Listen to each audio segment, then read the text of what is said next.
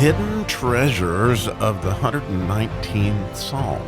So we are going on a treasure hunt, and the gold we are seeking in this treasure hunt is actually the face of God, pure light. And how fun to actually mine this treasure with King David, a man who sought God with his whole heart. And his understanding of God's expression of the Hebrew language itself as he goes through the 119th Psalm, letter by letter, giving us 8 verses, which the Jews teach as 8 faces of each letter of expression. So join us taking this deep dive mining with King David in the 119th Psalm.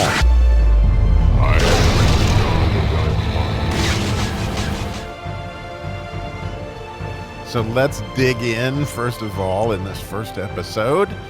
And I realize this is not for everybody because we are diving deep and we are going to be digging in, and I do mean digging, going deep into the 119th Psalm.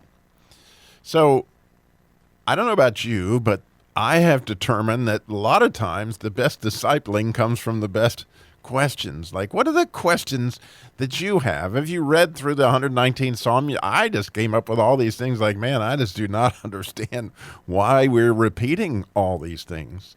And why is it that each of these are in a particular order? Why did he do it to the alphabet? Does this have to do with memorizing it, or does it have to do with something deeper?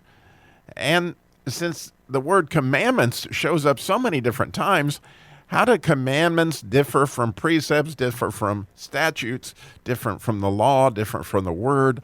All those things were questions that I had to ask. And so as you begin to just set out with me on this mining expedition, I think it's important, and I really feel like God gave me something really beautiful as I began to study this, that I had a chance to go to chabad.org, and I'm going to put it in the show notes, the same video that I watched that went into what is going on with these 8 verses in each letter, and what are these words that are repeated over and over and over again, because to understand those certainly gives us a key insight into the culture of what King David was talking about.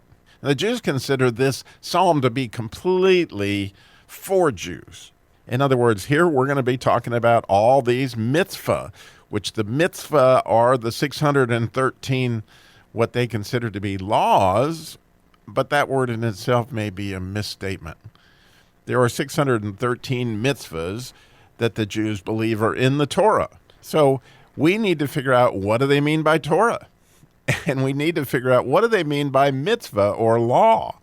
And we got to figure out, what do they mean by statute? And what do they mean by precept? And what do they mean by judgment? Or even when they say that they're going to walk in his ways. What's the way and what are his ways? So you can see that all these questions are part of what a disciple is going to be going into this study to go, how can we understand this when we got to understand these words? And so as you might imagine, knowing me, if you know me, is that I love to study words and I love to study expression. And so as we get an idea of where King David is going with all this, we're going to get a better look, in my opinion, of not only what the face of God looks like, but how to relate to that face of God, as King David himself is using these letters to show us how to communicate, how to share what is on our hearts, and how to discern what is on God's heart. In other words, as we get a better look at God, we also get a better look at ourselves. So I find it more than fascinating that the Jews teach there are 613 mitzvah, or commandments, which if you hear them, normally they use the word good deeds. So wait a minute, the word law means good deeds? Well, that's what you hear the Jews speak of, these mitzvah. What they talk about are good deeds. And interestingly, they count them, according to their own writings, as 248 positive mitzvah and 365 negative mitzvah. Now, the fascinating thing, although they will tell you there's 613 of them, none of their writings are specific as to what those 613 are exactly. There's all sorts of opinions about what they are. But the cool thing, when you think about it, is the Jews themselves don't know. And that's part of what David was actually getting at, is in the Torah, they know this exists, But how do you find it and how do you learn it? And they certainly have studied it and studied it and studied it. But I find it more than sad that one of the key ingredients would be to actually find the way. And Jesus is the way, the truth, and the life, as those of us who are in Christ understand those particular things.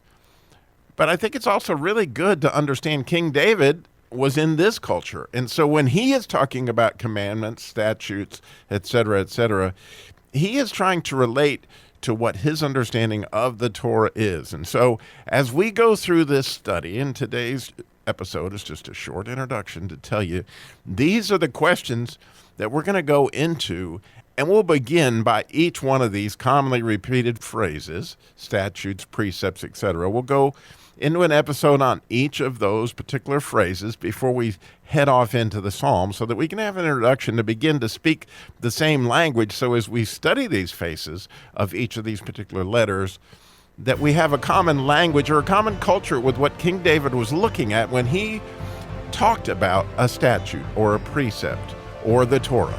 So stay tuned and buckle up tight. This is going to be a deep dive, but I think we're going to come away with a phenomenal way to pray and feel like we're touching the heart of God in ways that we never have before.